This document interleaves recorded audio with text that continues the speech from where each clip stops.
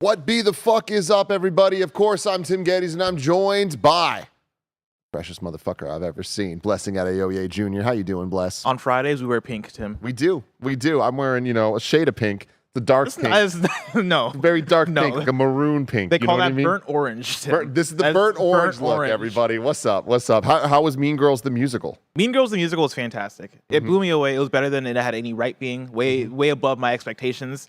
And I will say, I didn't know what I expected. Yeah. I was invited to go watch Mean Girls the musical, and I was like, oh, yeah, sure. Like, I'll check it out. I like Mean Girls. I know is a beloved thing. I vaguely remember watching Mean Girls back in the day. I rewatched it for this musical. Enjoyed it a lot on the rewatch. And I was like, yeah, I'll do a Mean Girls musical. Why not? It was fantastic. The songs and the dance numbers blew me away. The choreography blew me away. Tim, do you ever think you'll see Mean Girls the musical? I don't know what. I hope so. I definitely hope so. I'm going to spoil one thing. Go for it. It's okay. They have video walls, Tim. Oh, shit. And they use the fuck out of those video walls. Yeah. It was very impressive. We could throw a musical here. I mean, honestly, we could. Watching that, I was like, yo, we could do shit like that. Oh, yeah, dude. Because it was a lot of motion graphics, a lot of transitioning from one location to another on like a drop of the beat, right? Where you hear like the beat drop and all of a sudden, poof, like you're in class or you're at home or somewhere else. It was really cool. I love that. Yeah, I think you would really enjoy it. Thank you. I appreciate you knowing my tastes and recommending things. I will watch that because of you. Hell yeah. I mean, it's in town until I think like Saturday. Or no, oh wait, really? Yeah, you have like I won't see it. you have like a week. I think it might come be back. They always come back. Yeah, we'll come back someday, or you can just travel to New York or somewhere. Shada Tsunomura wants to know, spoilers, did Regina get hit by a bus? Let me tell you. Honestly, it's not even a spoiler because it's funny. In the musical, they start off with that. I don't think they did that in the movie, right? Where like in the movie, it was at the very end. We're like, oh shit, a bus. In the musical, they preface it of like, oh, this is the story of how Regina George got hit by a bus, and then it goes on. So yes, she does get hit by a bus, and let me tell you, it is fucking glorious, especially with the way they do it with the video wall. Oh my god, it was fantastic. Oh, I love that so much. Well, you know what, Bless? We're gonna have to talk about Mean Girls later, unless we're talking about Mean Girls the video game.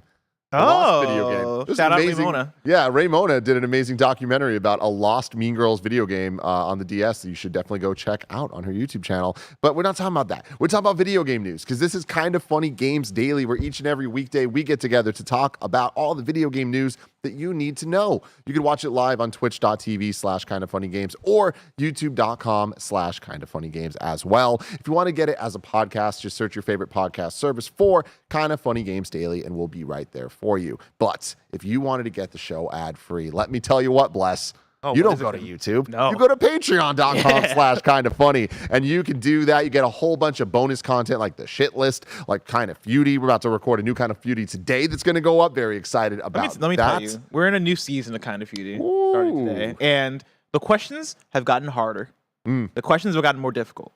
Because I've gotten all the obvious ones out of the way. Okay. Now I got to dig in my Duffy to get the prompts out. And let me tell you, those prompts, I had to reach deep into that Duffy. So yeah. Good luck. Well, I'm sure that this is going to be worth $1. You can go to patreon.com/kindoffunny to get that. On top of that, you can be a Patreon producer like our dude Delaney Twining, and I appreciate all that. Let's see. Brendan Ryan says, you mean mad in it, Tim. I don't know what that means. I don't know what that means. Chat needs to calm the fuck down today, okay? It's Friday. Me and Bless are trying to have a good time. I mean, I don't think Brendan Ryan's writing gibberish. I feel like whatever they said, they must have meant well. I know. I'm sure they meant I don't know if they're trolling. I don't know who I'm mad at, actually, if I'm being honest. Mad. He made me mad.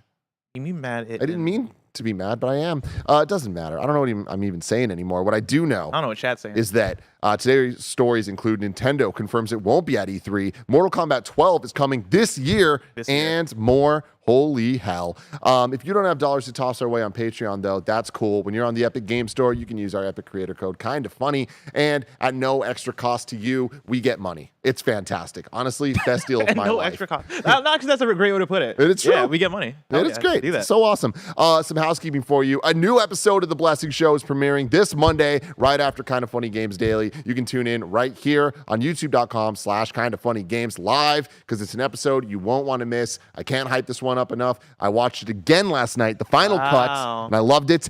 Gia watched it. She fucking loved it, Bless. Hell yeah. Loved it. So I can't wait for you all to love it as well. Let's go. Our reaction to the cool thing about it, again, don't want to say too much. No. But even if you're not a gamer, I think you might like this. I think that this is just good content, period. So you might want to share it with your non-gaming friends. There's a bunch of losers out there that don't play video games, but hey, they can enjoy content too. I will sometimes make friends where I'm like, where they wonder what I do for work, right? And they're like, oh yeah, should I check any of your content out? And I'm like, no, because most of my content is like podcasts, me having a conversation about nerd shit that you probably won't care about. I was hanging out with a friend the other day, and I was like, hey, I'm gonna send you this video when it comes out because I think you'd appreciate this video. Oh yeah. Oh, yeah. It's very appreciable. That kind of content. And also, our reaction to yesterday's State of Play is up with our Gamescast post-show analysis of everything that we saw. You can check that out on all the familiar places. Today, we're brought to you by HelloFresh, but I'll tell you about that later. For now, let's get into what is and forever will be the Roper Report. It's time for some news. We have 5 stories today. A baker's dozen. Story number 1, coming in hot. This is some breaking news. Plus, we were just talking about this. I know that we've been like hyping him up a lot recently, but it's well deserved, right? For years, there was a legend out there named Nibelian on Twitter. There's a new legend in town. Yeah. Right? Oh yeah, my guy Noble Knievel. His bio now just pronounce it as Noble. Even though I think that's wrong, but I think he just gave up. He's like, just pronounce it as Noble. But I fucking love Noble on Twitter. Like he's very much picking up the mantle of what Nibel does. I'd say go over, give him some followers. Like I really do think that he like their account is worth propping up in that way because they're doing the good work. They're helping me out like in the way where I earlier talked about when Nibel went away, made my job immediately harder because now it really is difficult to get a concise look at the quick news hits of what's worth talking about, what's worth not talking about, and also like where the original sources are from, all that stuff. Ever since I found Noble, it's made my job way easier in terms of putting together KFGD. And so, again, shout out to Noble. Yeah. And yesterday we were just talking about how, like, even in the last minutes leading into Games Daily, you got to do the last check of his Twitter just to see if anything dropped. And we did just that. Yep. And thankfully we did, because that's where we found out this news. Nintendo confirms it won't be at E3 2023. This comes from Rachel Kaiser over at VentureBeat. Nintendo today confirmed reports that it will not take part in this year's upcoming Electronic Entertainment Expo. The company revealed that the show didn't fit into its event plans and will not have a presence on the show floor. The company said in its statement, "We approach our involvement in any event on a case-by-case basis and are always considering various ways to engage with our fans. Since this year's E3 show didn't fit into our plans, we've made the decision to not participate. However, we have been and continue to be a strong supporter of the ESA and E3. Nintendo first reported last month that none of the big 3 game publishers IGN first reported last month that none of the big 3 game publishers, Sony, Nintendo, and Microsoft, would be at this year's E3 event, which returns as an in-person event on June 13th to June 16th. Event organizer ReedPop said in a statement that it remains committed to delivering the best show possible and is excited to share more information on show format and the fantastic exhibitors taking part in the near future. Nintendo was present at the last in-person E3 event in 2019, and it also held a virtual direct during the 2021 event. So did it? Yeah, didn't it? An E3? I mean, it did a Nintendo Direct, but was it connected to E3? That's a good. Sometimes they have put an E3 Direct, so maybe. I can't recall. KindaFunny.com/. Yeah, please let us know. But what do you think about this? Well, first of all, I see a lot of people in chat asking for at Noble's right. If you want to follow Noble on Twitter, it is spelled KNOEBEL. BROET. Yeah, I was trying to bring it up in a timely fashion, and I also was having problems finding them. There it is on screen. There you go. Yeah, so if you're a video watcher, you can see the account. If you're an audio listener, then yeah, there's the spelling. But yeah, it's interesting, right? It's nice getting this confirmation right after we got the IGN report last week about how none of the big 3 are going to be at E3. But yeah, Nintendo coming out and saying it, right? We approach our involvement in any event on a case-by-case basis and are always considering various ways to engage with our fans. Since this year's E3 show didn't fit into our plans. That's the part that I want to read into, because like, what are their plans? I guess is the question there. Are there plans Summer Game Fest? Well, there are plans for PAX East, which I think is interesting, because PAX East also ReedPop, right? So some of their plans at least are there. I don't expect that to be anything too major. Nintendo's usually a part of GDC as well. That's also not like we're not going to get Tears of the Kingdom there probably, but we will probably get a nice suite of indie games or smaller titles like to a check out. Nintendo Indie World showcase. Something like that. Usually they time those around GDC, and then we get to go downtown and get our check out hands those on a whole games. bunch of them. So I imagine that they'll do that again this year because they have every year, and even when there was like pandemic times, I feel like they did some virtual version like of that. the Indie World, I feel like always time with either a GDC or I remember. I don't know if they've done this lately, but usually PAX West. Maybe it's just because PAX West was gone during the pandemic, but for a while there, right, like the weeks leading into PAX West, you'd get a Nintendo Indie World Showcase, and I think then it was even still called Indies. But yeah, they like to time that stuff out with events where press can go and check out these games, and when the indie developers would want to show them off.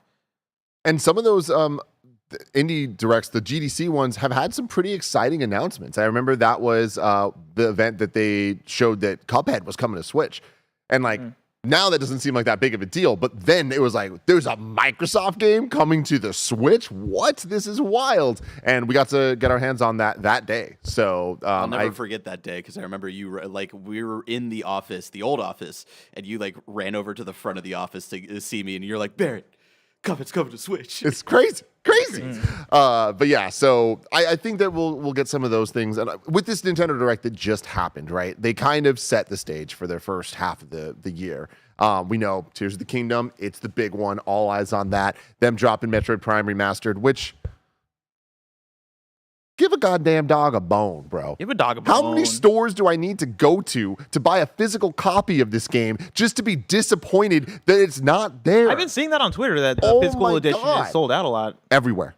Wild. I don't think there's one in California anymore. Like No. I legitimately went to like 6 different stores in the last couple days, and they just don't have them, man. Is that a good sign for Metroid sales, though? Oh, I mean, Because like Metroid typically for Nintendo doesn't sell compared to like Animal Crossing and all the other stuff. But yeah. hey, if it's sold out physically Maybe. everywhere, or maybe Nintendo was like, y'all ain't gonna buy this shit. Yeah, Like I 5 think copies. that's more the case. This reminds me of when Fire Emblem Awakening came out, and I'm just like, yo, I want to own this shit, man. My Switch collection is pretty damn nice, bless. A physical Switch collection. So I need this. If everyone has a hookup on this, let me know. He needs this. I need this in my life. But anyways, Nintendo kind of gave a nice little roadmap of what we got. We know we got Pikmin 4 coming.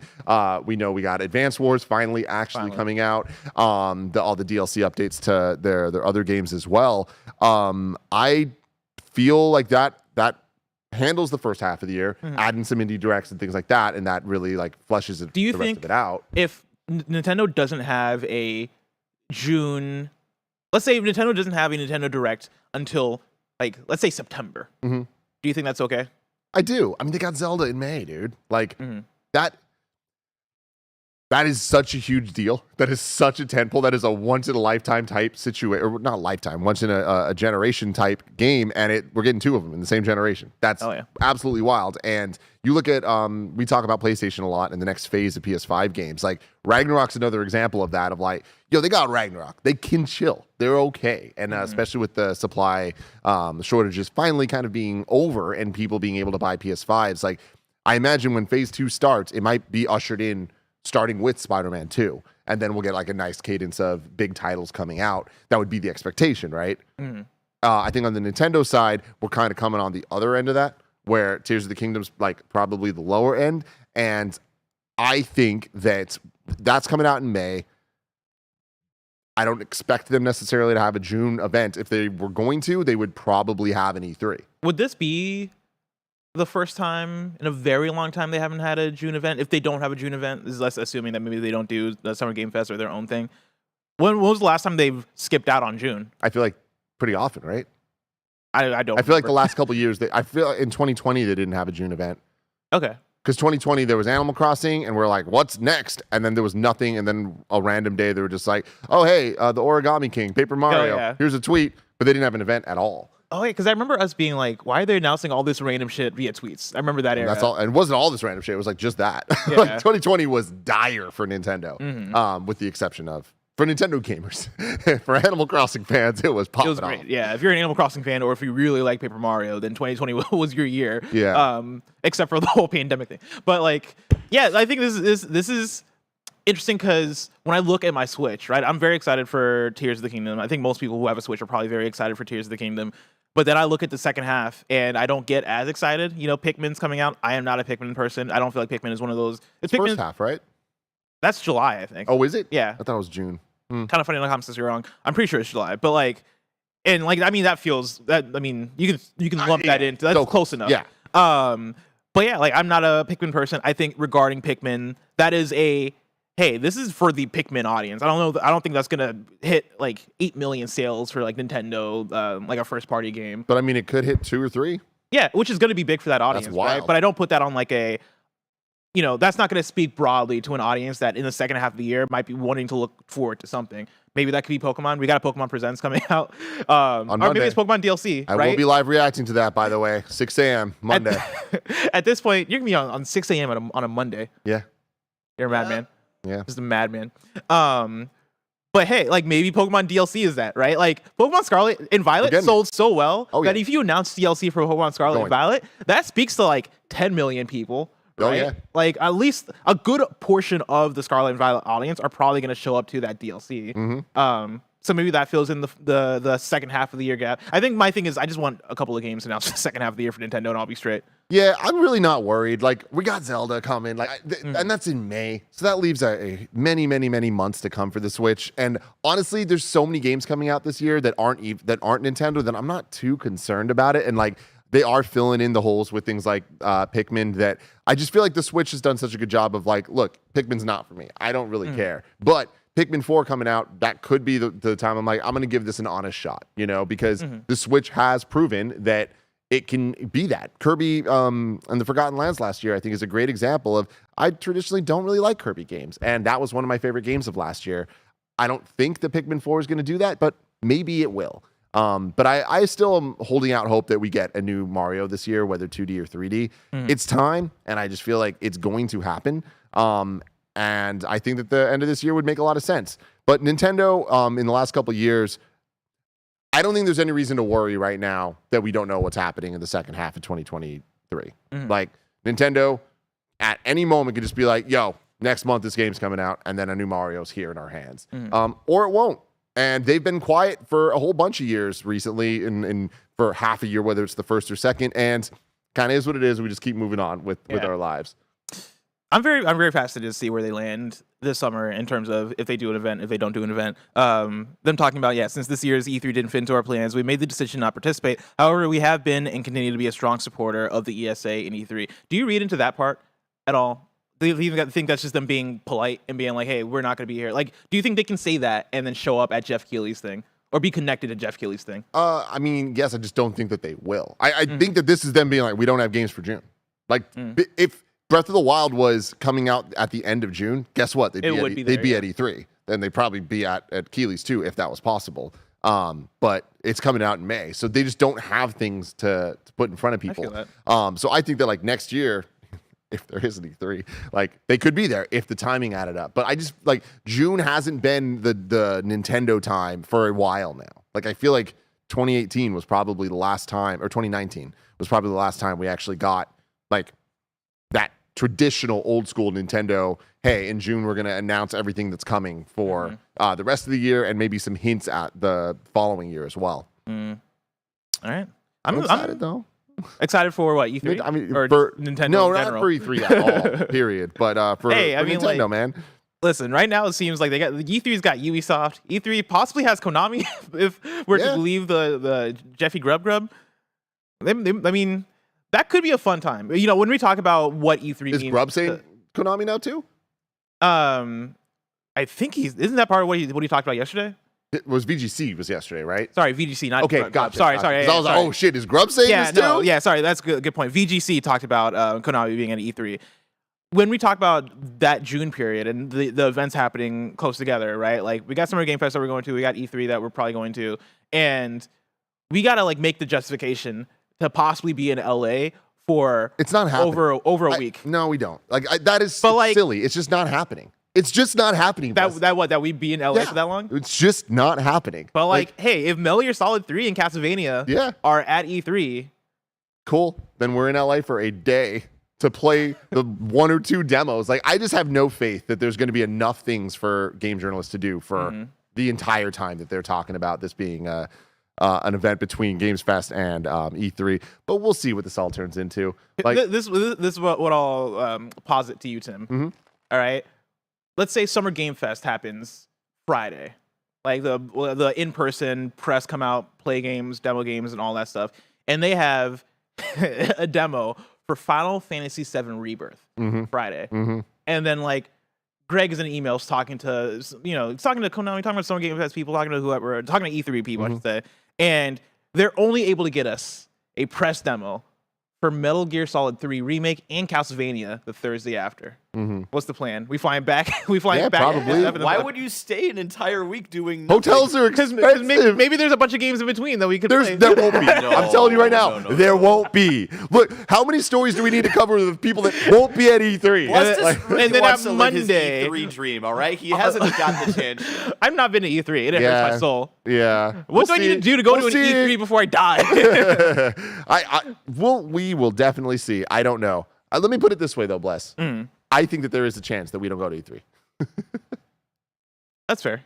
Like, legit. Yeah. They need to make it worth it. Otherwise, why would we? They already confirmed my E3 pass in my email. Yeah? I don't think I signed up. And they're like, hey, you're going to E3. And I'm like, I don't know if you make that decision, ESA. Yeah. Dude, we made that decision, and we're going to make the decision to leak your info. We have it all. We have it all. We'll see. I mean, I just want this shit to get cleaned up, and I want it to all work. I just don't have faith.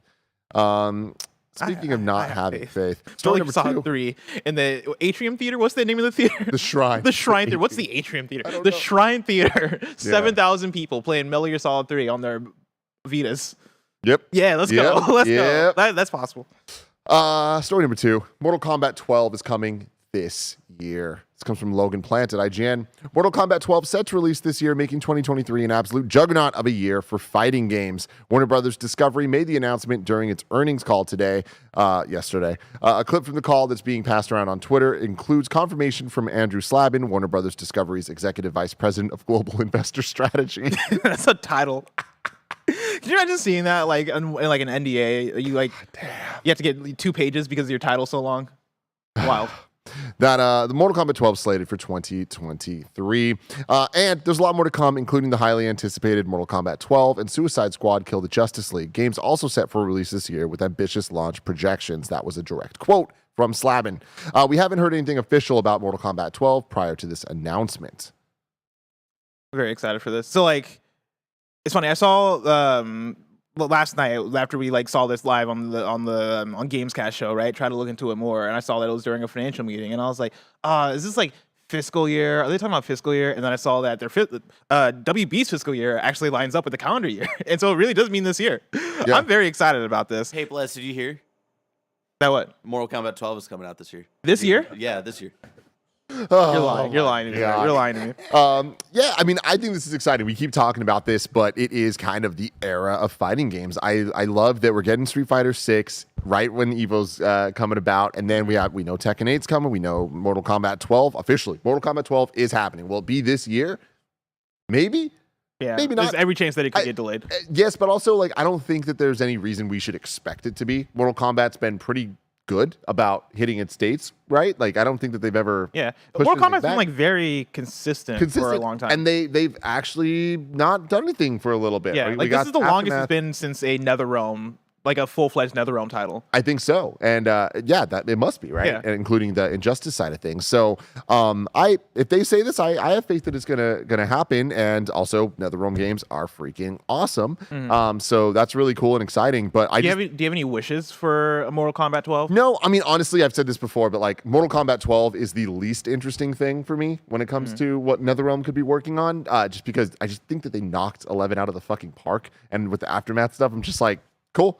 Like, that was Mortal Kombat, and from a campaign story perspective, that is the pinnacle of what I can expect from it. And that's what I like about it. I'm not that good at these games. I'm not getting in the competitive side, so I really, really revere NetherRealm's ability to make a fighting game campaign like completely a AAA video game story experience. And I would love to see that applied to something else, because I also really loved Injustice 2.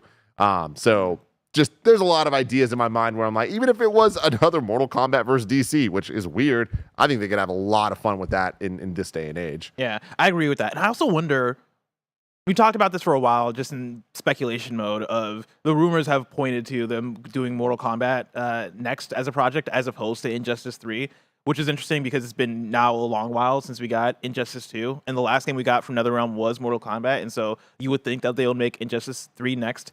Very interesting that they're not doing that, right? Very interesting that they're going straight into Mortal Kombat 12, and I wonder if that has anything to do with like the IP or WB. It must.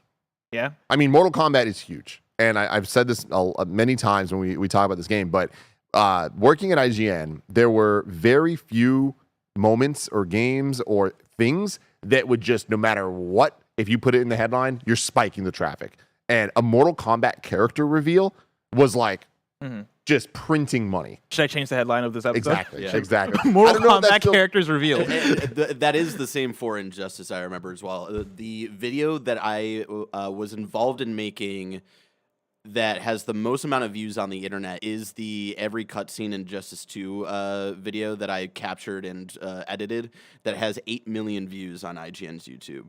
And yeah, every time that they would do a character reveal, even for DLC, like after that game was out, yeah, those videos would fucking That's kill. the thing is, Injustice is getting there in terms of what, like, I feel like probably for IGN and for a lot of YouTube channels, a good view generator is all Mortal Kombat 11 fatalities, right? People just love going on YouTube, watching the fatalities, watching the cutscenes, doing all that stuff. I've seen a lot of Injustice intros on like TikTok, just randomly, or on YouTube randomly, is just like, hey, here's all of Joker's interactions, like pre-match interactions with all the characters on the roster. And I see hella views on that shit, right? Like NetherRealm, they got the sauce. Like they got the stuff. They know how to build the hype and excitement around like, hey, yeah, look at this cinematic that we made that you're going to nerd out over because it's either so gruesome or because you're seeing Robin talk to Batman, but it's this specific Robin and this specific Batman at this specific time period. Like, you know, they nail that stuff. And I think the back and forth of Injustice and Mortal Kombat lends to that, right? Like we don't get too fatigued out of one or the other because like they usually ping pong back and forth, and the quality of both is so good, right? That's fun going back and forth.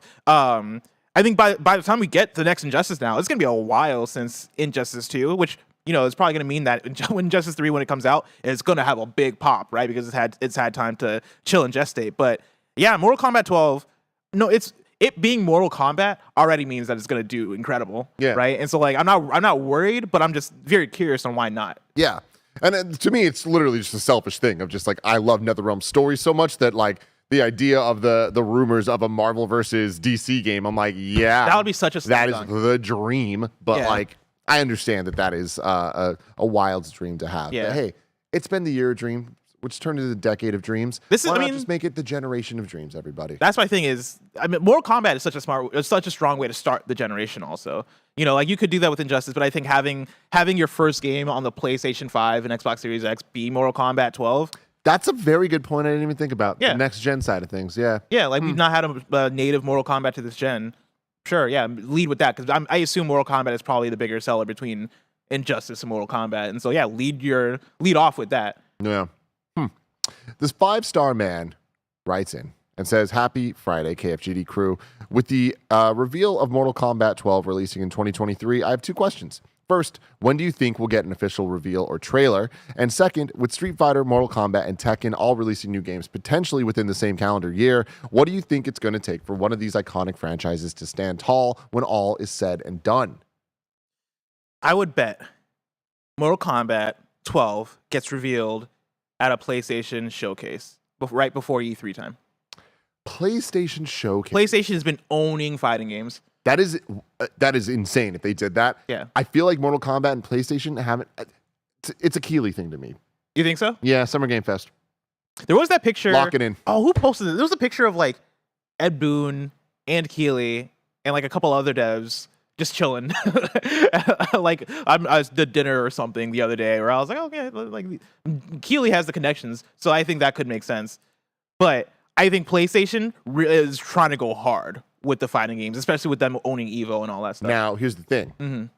Street Fighter 6 is not exclusive. No. What about Evo? Do you think Mortal Kombat 12 gets announced at Evo? I don't think Evo's big enough for Mortal Kombat 12. Yeah, it's going to be Summer Game Fest. I really think it'll be Summer Game Fest. The Mortal Kombat PlayStation, I get what you're saying. I think that's there's something about the connection that I just don't see it happening. Yeah. It just doesn't feel right. Interesting. Yeah. Interesting. Want to do like a pizza bet on this? Yeah, I feel pretty strongly about a PlayStation thing. All right, cool. All right, pizza bet. Like, I mean, somebody keep PlayStation- tracking all of our pizza bets. PlayStation, yeah, please. We need a pizza bet tracker. PlayStation has been good about, or not good. They have in the past worked with Warner Brothers, right? Like Arkham Knight was. I mean, Harry Potter or Hogwarts Legacy. You're right. Yeah, that was they have the PlayStation marketing as well. deal there. So, yeah, maybe. I feel very strongly about PlayStation because Yeah. I think the connection between WB is there. The PlayStation now literally owning Evo and also doing the PlayStation tournaments thing on their Twitch channel all the time and really wanting to own and push the fighting game genre. We got Street Fighter 6 at the State of Play before E3 last year. We got Tekken 8 announced at the State of Play in September last year. We're gonna get Mortal Kombat at a PlayStation showcase, and that's PlayStation being like, "Yo, we got the big three of fighting games." Yeah, that would be That'd really be fucking wild. insane. I'm already excited about it. Mortal Kombat just feels so Keely though. It feels so Summer Game Fest. Like if Game Awards timing added up, I'd be like, oh, it's a goddamn lock. It'll be at the Game Awards. I could see that. But I think a lot of people thought it was going to be at the Game Awards this last year. People were upset that it wasn't. So yeah, that I like this. I feel like it's a real good bet that between either a PlayStation Showcase that's probably going to happen in May, according to Grub, or Summer Game Fest kickoff live. Yeah, in June. Ultimate Shenanigans, whatever the fuck they call it, in June. One of those two, it'll be there. Yeah. To the second part of Asa or the 5-star man's question here, what do you think is going to take for one of these iconic franchises to stand tall when it's all said and done? I'll tell you right now, Mortal Kombat is going to outsell Tekken and Street Fighter easily. That said, in terms of the nerds and critical reception, I think Street Fighter 6 is going to be the one where everybody's like, oh, this is the best. Like, I think Street Fighter 6 will win like the critical side of this is the best fighting game of the year, but Mortal Kombat 12 is going to dominate in terms of sales and popularity. And then Tekken 8, I'm going to love. Yeah, you're so right. But I think actually that for them to succeed, all coming out the same year is good for them. I think that in order for these games to really have a chance, the fighting game community needs to be vibrant. So giving them things to do and different things to play, imagine an Evo where all three of these things are like headline main events. Right? Oh, yeah. Like, that is exciting. And I mean, think that's going to be Evo 2024, hopefully, fingers crossed. Street Fighter 6 having its, I forget the name of it, the casual mode that it's adding. I think the modern controls. It's going and also to the like story. The story mode where you're rocking and the whole story mode thing too, which I'm still a little bit more like I don't know if that's gonna hit. But the I think that Street Fighter 4 was incredibly important for fighting games. I think that fighting games where they're at now, a lot of that is owed to Street Fighter 4 kind of redefining like, hey, we're back. Fighting games as a genre are not dead.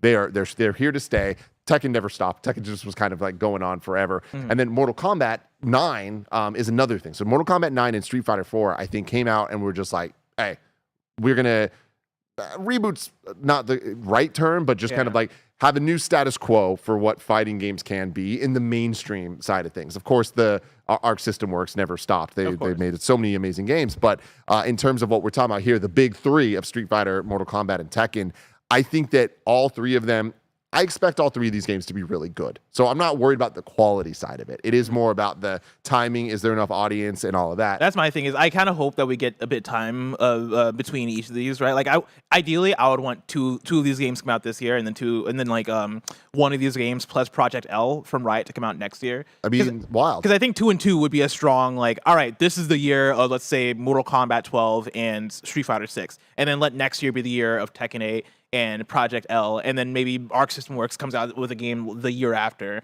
right? Like, I want a solid cadence of very quality fighting games, and I don't want the fighting games to blow their load too early, and then have next year be like, all right, it's just Project L. I mean, but imagine if we got Street Fighter 6 in June, we get Mortal Kombat in November, we get Tekken in January or February, and then Project L like June. later that year. Like that'd be such a it'd be perfect great. cadence. And I do think that that would be a nice kind of like massaging of an audience where, like you're saying, people like you are going to play them all. Like you're already planning on playing them all. But how many new people is Street Fighter 6 going to get in? That they're going to be like, they'll start casual, but end up being like, oh, I'm really into this. And then when Mortal Kombat comes, play that and be like, I want to keep going, and then eventually get into the Tekken. I think Tekken is always the hardest sell because it is the most different. It is the most niche. It is the, like, at this point, I think the most, like, it has the least mainstream appeal. Yeah, that's fair to say. Of the big three. Obviously, Project L is kind of its own beast. But Project that, I L's think, is the beat. more hardcore esports side. Yeah, that, like, and that's the thing. Project L is speaking to the, well, I was going to say the people that play Valorant and stuff, and probably maybe not as directly, but they are speaking to a hardcore audience, and it's also going to be free to play, right? And so it's going to be easy to access, and the tryhards are going to go hard for Project L. But yeah, I do think that you're talking to different audiences. Everybody's going to play Mortal Kombat, right? The mainstream audience is going to play Mortal Kombat. Street Fighter is also going to speak to like the hardcore and the Street Fighter audience, right? The traditional fighting game audience. Tekken, I think Tekken coming after Mortal Kombat and Street Fighter would actually be a pretty good thing. Even if Tekken could come out after Project L, that might be the best case scenario for it, because I think a lot of these games are going to bring in a lot of people into fighting games, especially coming back to back, right? These are the big hitters. These are the games that people care about. Street Fighter 6 is trying to make itself more approachable than ever. Mortal Kombat 12 probably already going to be approachable because it's Mortal Kombat. And then Riot's Project L on the level of access, right, being able to play it free to play, and then it just being a Riot game is going to bring that audience in. I think you're looking at this swell of audience that hopefully could then feed into Tekken 8 and lift up Tekken 8 and make Tekken 8 possibly the most popular Tekken. Honestly, Tekken I think I expect that to be the case. I hope so, because I love Tekken, and I understand why it's not as mainstream as Mortal Kombat and Street Fighter. Part of that is history. Part of that is also just the fact that, like, you got the gruesome deaths in Mortal Kombat, right? Like, you got just the pure history and iconic status of Street Fighter. Tekken, even though Tekken is iconic because it's been around since the PS1 in arcades, it is just a pure fighting game, right? Like, at the end of the day, it is just people and bears and kangaroos just fighting each other. Yeah. But it is, the thing that Tekken does have is that it is pretty flashy and it is fun to watch. Like, Tekken at EVO, I'd say, is the most fun game to watch at EVO. And again, I think EVO could feed into the popularity of Tekken 2. If we get more people watching EVO, Tekken is just a purely fun game to watch. And it's also fun to play. There's just that little bit of barrier that you have to get past in order to get good at it. Yeah. I mean, it's 3D compared to the other ones, right? Yeah. Like, that is a difference for sure. I haven't played a Tekken for a very long time. Like, I haven't, like, the last one I really, really played was 4. So, like, it was a decade probably. I've maybe, like, tried 1 or 2 out, but, like, I'm excited for Tekken it. 7 is hot. Yeah. I can't wait for you to play Tekken 8. Yeah, I mean, I don't want to play 7 at all. I want to just jump into 8, and I'm excited for it because, like, the trailer looks incredible. It looks really, really, really good. So hopefully all 3 hit, and hopefully all 3 are as good as I want them to be. Same. But we won't know that for a long time, everybody. But I want to think about it for about a minute. Which one do I think is going to be best? So while I do that, I want you to listen to some ads. Shout out to HelloFresh for sponsoring this episode. Remember those New Year's goals you promised yourself that you'd stick to? Well, HelloFresh is here to help you eat better by delivering fresh ingredients and easy recipes right to your door, taking the hassle out of dinner time. Fast and fresh recipes, HelloFresh's latest line of meals featuring robust flavors and filling portions are ready in less than 15 minutes, so you can enjoy taste and quality done quick with recipes like falafel power bowls, seared steak and potatoes with béarnaise sauce, or Southwest pork and bean burritos. A ton of us here at Kinda Funny have been using HelloFresh for years. Kevin loves how easy it is to get Paula vegetarian options, while I just love how quick the fast and fresh recipes come together during a hectic day in the studio. Go to HelloFresh.com/KindaFunny65 and use code KindaFunny65 for 65% off plus free shipping. That's HelloFresh.com/KindaFunny65 and use code KindaFunny65 for 65% off plus free shipping. HelloFresh, America's #1 meal kit. Welcome back, everybody. Thank you for allowing me that time to ponder. Story number 3, everything announced at yesterday's State of Play. This comes from Logan Plant at IGN, a nice little recap. We got our biggest look yet at Suicide Squad Kill the Justice League, which showed off the game's combat, RPG, and live service elements. We saw gameplay of Harley Quinn, King Shark, Captain Boomerang, and Deadshot as they romp around the metropolitan levels, destroying all enemies in sight. Rocksteady also talked about post-launch support, including a cosmetic battle pass, gear score mechanics, and upgradable weapons.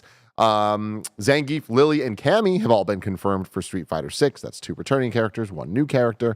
We got a lengthy trailer for the upcoming Baldur's Gate 3, along with the release date of August 31st.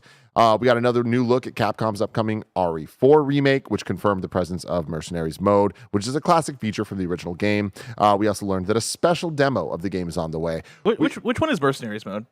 It's just when it's kind of like a... Is it like a horde more mode? of an action-y type, like shoot 'em up type thing. Yeah, Gotcha. It's fun. it's cool. And yeah, I think if I remember correctly, it originated here. Or did it originate in 3? Huh. No, it was 4. It was 4. Destiny 2's Lightfall expansion got a trailer. Sony kicked off the show with 5 new games coming to PSVR 2 sometime in 2023. The first game shown was The Foglands, a haunted first-person shooter showing off combat against skeletons, spiders, and more. We also got a look at the VR survival game called Green Hell, which showed the player creating tents, bows, and other tools to survive in a harsh rainforest environment. Up next was a fast-paced first-person shooter with some telekinesis powers called Synapse. Then we saw a sci-fi stealth game based on the iconic Foundation book series by Isaac Asimov. The last game shown was Before Your Eyes, a colorful interactive adventure about memories and where every time you blink, you jump forward in time. The chat's telling me it was Resident Evil 3. There you go. Oh. The team behind Tetris Effect revealed a new title called Humanity. The game is coming on PS5, 4, VR, and VR2 in May. Chia is launching into PlayStation Plus's extra and premium tiers on March 21st. That is awesome. Goodbye Volcano High is coming to PS5 and 4 on June 15th. Naruto Cross Boruto Ultimate Ninja Storm Connections got a new trailer. And finally, we got a new look at the upcoming action RPG For real? Wayfinder. No, wrong IP. Wrong IP. But like, you would have believed me if you didn't know. You know? Yeah. That was a state of play. So that was the state of play. That was everybody. a state of play. Jordan Deeb writes in and says, "Hey, KFGD crew, with the reactions to Suicide Squad being mixed at best, I'm starting to wonder, why does it seem impossible to make a good multiplayer superhero game? While we've had decent to great solo superhero games, it seems like any time a canon superhero team like the Avengers or the Bat Family want to get adapted, no one seems to like the game. I'm not saying these games didn't have their faults, but I never understood the argument that Avengers should have been a single-player story game since the whole point of Earth's Mightiest Heroes is that they come together. Do you think there's a way to make superhero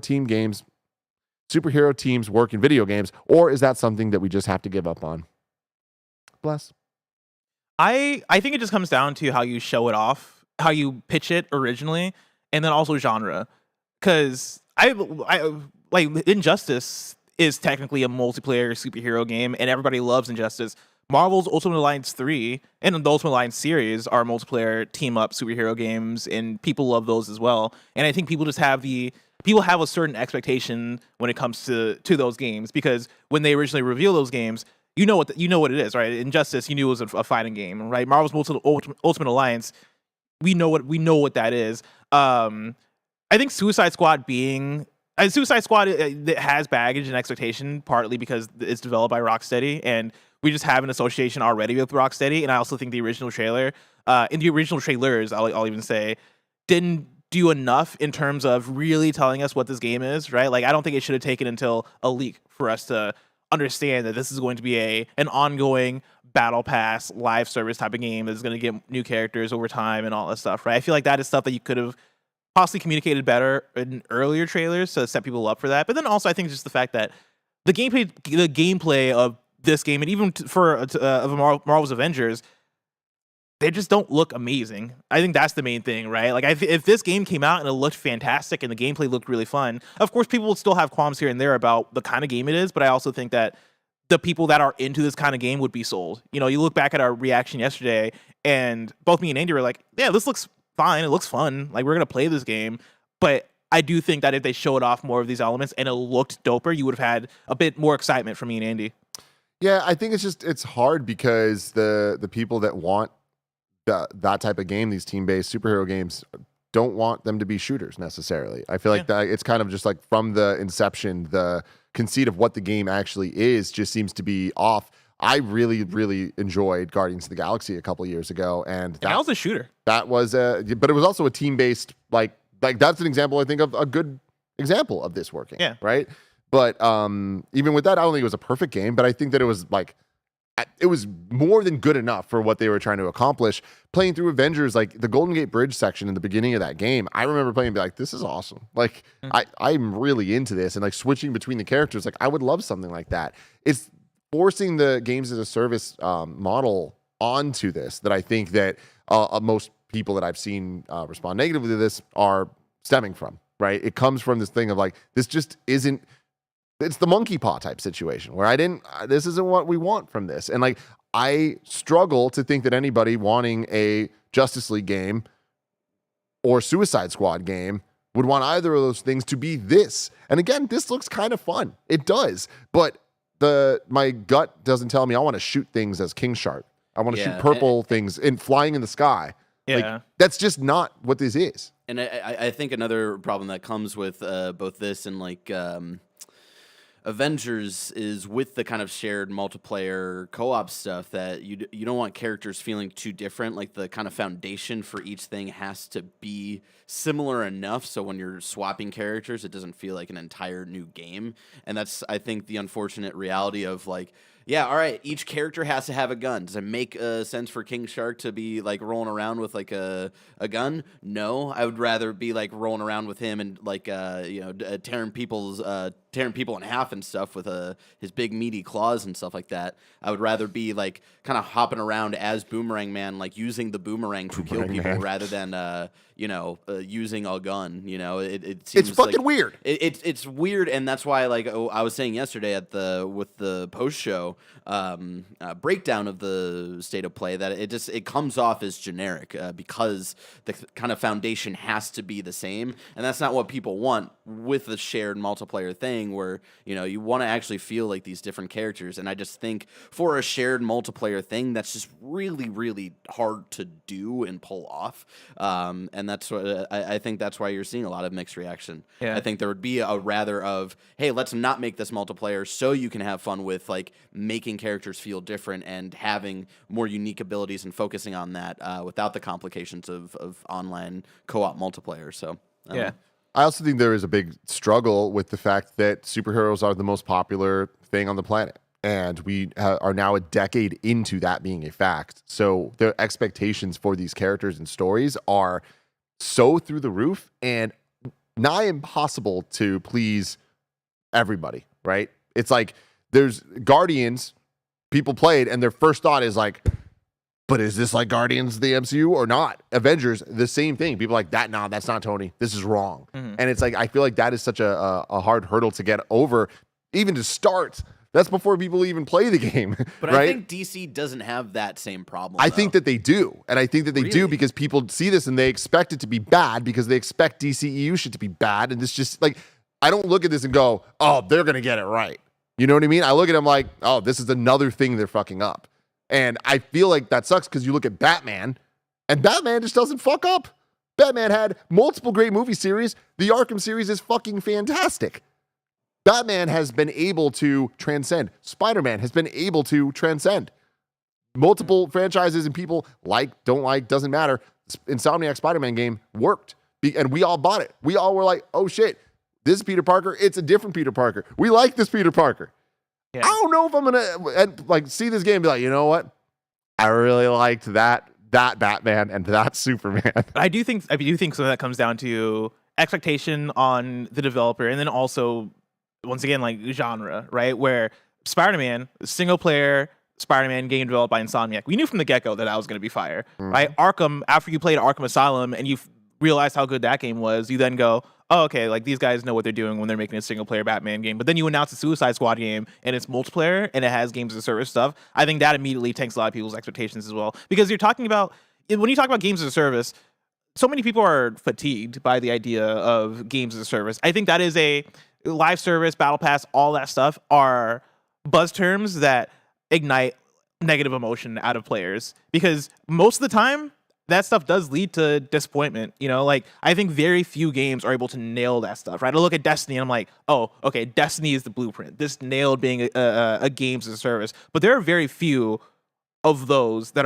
have stuck around and that have killed it, right? Like, I mean, dude, you're so right. And to the point that how often do we see a game and go, oh, that's a Greg Miller-ass game. That's a Tim-ass game. That's a Blessing-ass game.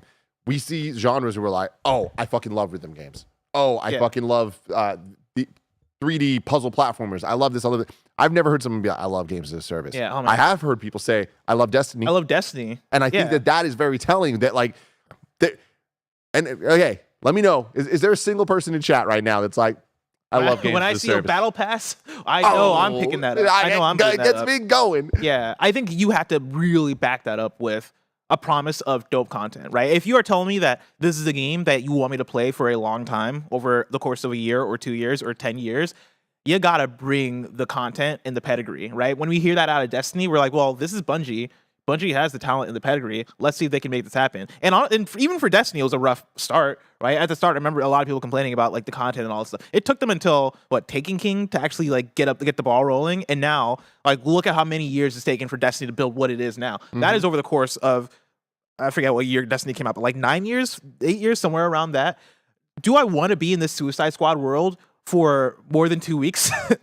I probably not. When I look at the writing, I look at the cutscenes, I'm like, no, I want to play through it. I want to get to whatever the natural end is, but I don't want to play this game for a year or 2 years.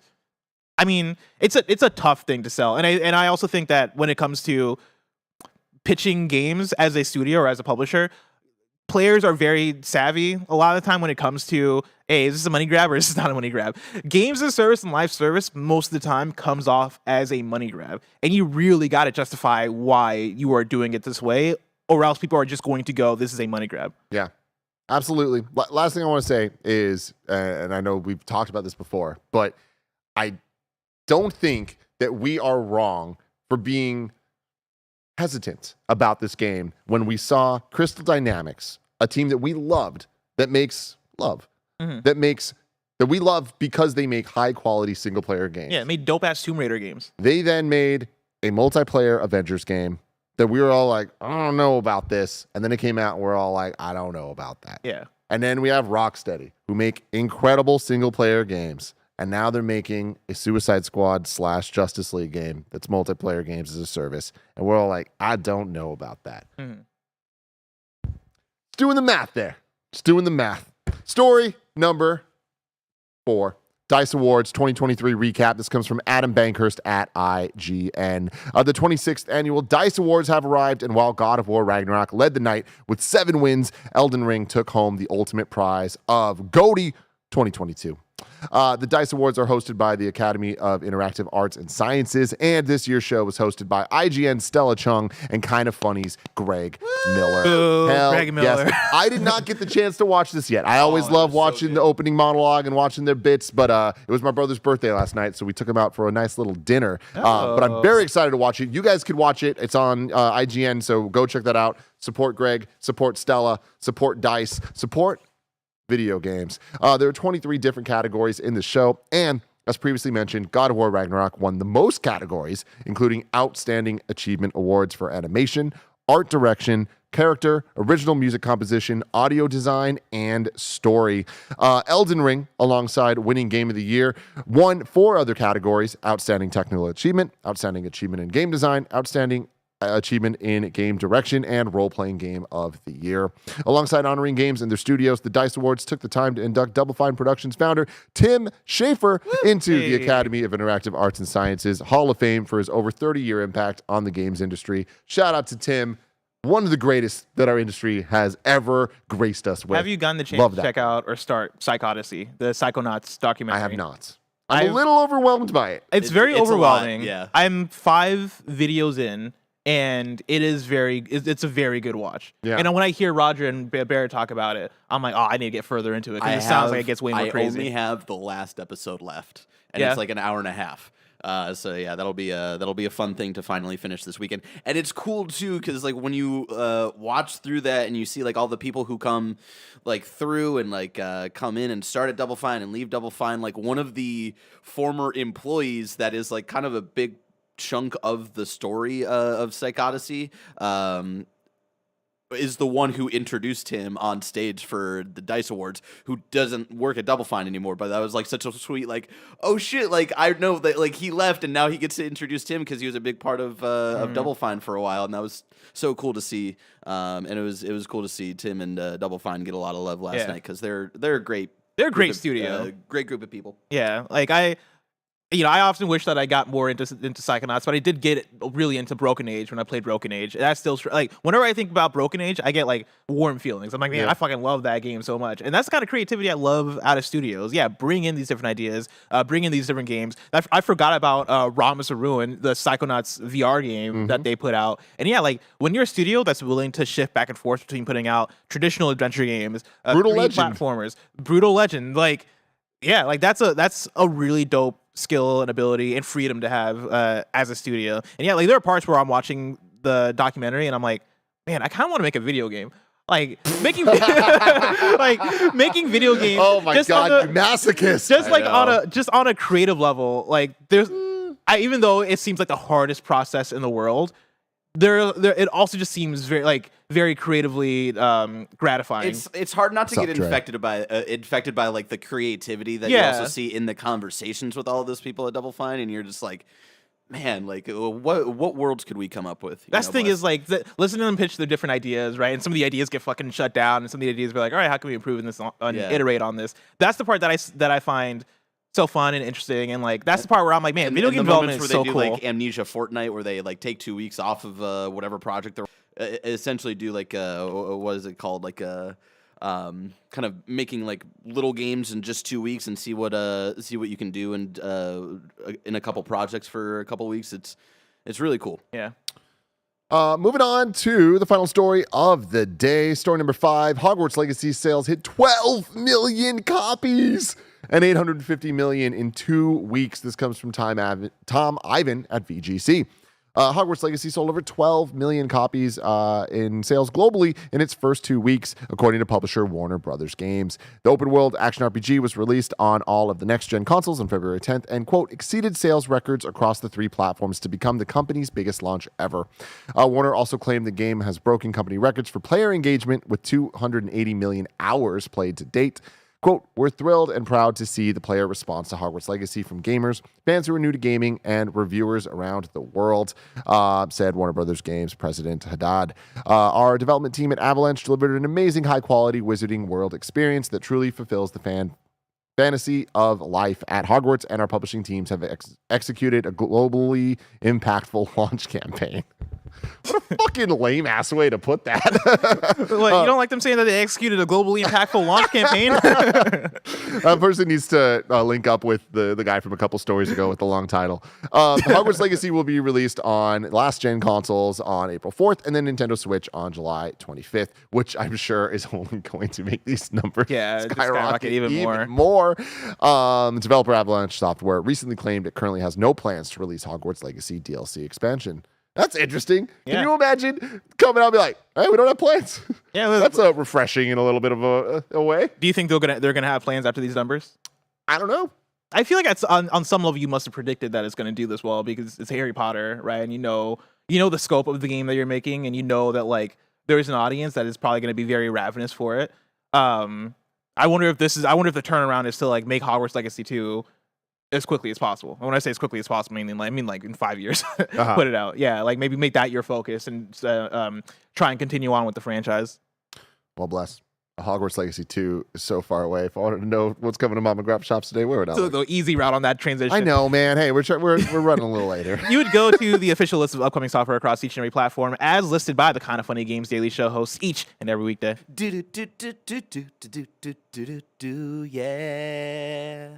Out today, we got Clive and Wrench on the PlayStation systems and Switch and PC. Kirby's Return to Dreamland Deluxe on Switch. Octopath Traveler 2 on PS5, 4, Switch, and PC. Kerbal Space Program 2 Early Access on PC. The Pale Beyond on PC. Pocky and Rocky Reshrined on PC. Oh, Lord. Atelier? I don't know. I'm just saying. Atelier? Maybe. Atelier. If it's French, it's an Atelier. If it's not French, at Liar. At Liar. Ryza. 3, Alchemist of the End, and The Secret Key on Switch, PS5, PS5, and Switch. Why'd they write it that way? That's I don't know where I got that from. That must have been IGN. Wolong Fallen Dynasty demo is up from today to March 26th. NX game, right? Atelier? Yeah. Ooh, there's a good chance. Sounds like it. And new dates for you. Tecmo. Great Hill Incident's coming to PC, current and next generation consoles on June 9th, 2023. Deals of the day, PlayStation Plus Essential Games for March 2023 are Minecraft Dungeons, Code Vein, and Battlefield 2042. Somebody said it's pronounced Greece. Let's go to You're Wrong. What did we get wrong on this beautiful Friday? Charles Jacobson wrote in saying that additional Suicide Squad info, it will require an online connection even if playing single player. I saw this going around. We'll fucking see. Do Boo. they change this? This has They're been not. ruining my Gran Turismo experience. Ugh. Boo! Stop it. Next week's host on Monday, Greg Miller returns. It will be me and Greg. Remember, we will be live at 6 a.m. Pacific, reacting to the Pokemon Presents. I bet you sleep through it. And then Pokemon they announce sleep through it. Yeah, exactly. And then they announce like the next big Pokemon Tim, game. we should probably like set our alarms now before we forget. I know, dude. Oh my god, I will remember. I'm actually really, really excited about this one. I mean, obviously, I'm a born again Pokemon master, and I really thought you were gonna say Christian. and I'm really, really excited for the DLC. I think we're gonna get DLC. I think we're gonna get some of the Game Boy games. So hey, Ooh, the Game Boy games would be tight. I think it's happening. It's happening. But let's Don't get my hopes. stay tuned. We'll find out on Monday. Greg's returning for that. And then you know what? Next week, it's just. I don't even want to say who the hosts are because I'm going to be honest. I think this is going to change. Okay, fair. But it's going to be fun. So stay tuned. Hang out with us. And if you're watching live, hang out with Mike, Andy, and Nick. Guess what? They're playing Dice's Game of the Year, Elden Ring. More Elden Ring as their journey continues. Can we do like a Pokemon Blue race if Pokemon comes to the Game Boy thing? A blue race? Like the first to catch a Pidgey. Okay. I don't know. I'm gonna fuck you up. Such a weird. I want to make like because I want a reason to go back and play Pokemon Blue. Yeah. And even if it's just for 15 minutes. Yeah. Let's make some content, Tim. That's what I'm here. Content, I'm a baby. producer. That's what we That's need. it, my Let's host. get some I'm a content. producer. We're doing a Pokemon race. What are we doing here? I had some things First to say. beat the first gym, I guess. Oh, That's probably Monday's the- going to be big. Last thing I want to say before y'all go watch Elden Ring on twitch.tv/kindoffunnygames or youtube.com/kindoffunnygames. I want to let y'all know that Monday we're doing 6 a.m. live Pokemon Presents. Then we're doing our Last of Us reaction at 9 a.m. Then Games Daily at 10. And then The Blessing Show that we keep hyping up and we're going to continue to keep hyping up drops at 11 a.m. I would really appreciate it if every single person watching this right now shows up at 11 a.m., watches this video, shares it with their friends. We are really proud of this thing. I want this to beat Greg Miller's Avengers Blessing Show. We have to fucking do it, Bless. Impossible. It's going to happen. But I'm down to It's try. going to happen I'm down to because try. of you. He stood up. Thank you for Audio your listeners. support. He's on his 2 feet. I'm standing up and I'm serious. He's serious. Until next time, it's been my pleasure to serve you.